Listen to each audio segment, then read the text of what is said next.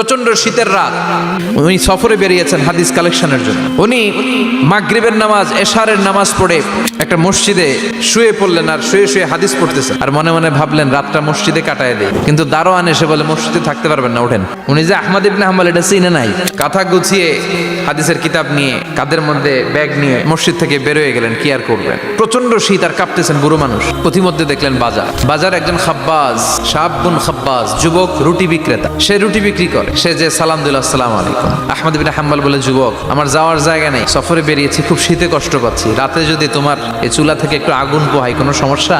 যুবক বলে, না না সমস্যা না, হালান ও সাহালান, বসে আমদের আসেন আসেন, আপনি আগুন পোহাইলে আমার সমস্যা কি? আল্লাহ শুকরিয়া করে উনি বসলেন আর আগুন পোহাচ্ছেন। আর খেয়াল করলেন যুবক রুটি বানায় আর পরে আস্তাগফিরুল্লাহ, রুটির দলা বানায় পরে আস্তাগফিরুল্লাহ, খামির বানায় আর পরে আস্তাগফিরুল্লাহ, খালি এইটাই পড়তেছে। ইমাম আহমদ ইবনে হাম্বল তো অবাক, কিরে এটা আবার কেমন যুবক, খালি আস্তাগফিরুল্লাহ। উনি প্রশ্ন করলেন, যুবক ঘটনা কি? আসার পর থেকেই তোমার দেখতেছি তুমি রুটি বানাও, রুটি বিক্রি করো আর পড়ো আস্তাগফিরুল্লাহ।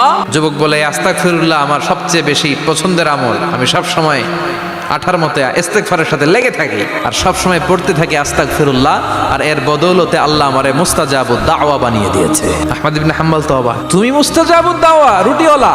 আমি এত বছর হাদিস পড়াই, আমিও তো মুস্তাজাবুদ দাওয়া না, তুমি দোয়া করলেই সব কবুল হয়ে যায়? যুবক বলে, নাম আনা মুস্তাজাবুদ দাওয়া, আমি আমার জীবনে যত দোয়া করেছি কবুল করে নিয়েছে কে? সব দোয়া কবুল করে নিয়েছে আল্লাহ, একটা দোয়া ছাড়া। কি সেই দোয়া?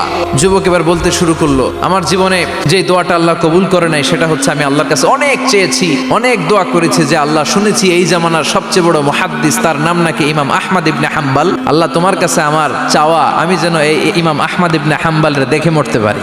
আহমদ ইবনে হাম্বল আবেগপ্রবণ হয়ে গেলেন, চোখের পানি ছেড়ে দিলেন, বললেন, যুবক তোমার এই দোয়াটাও কবুল হয়ে গিয়েছে, আহমদ ইবনে হাম্বল তোমার দরবারে ছুটে এসেছে।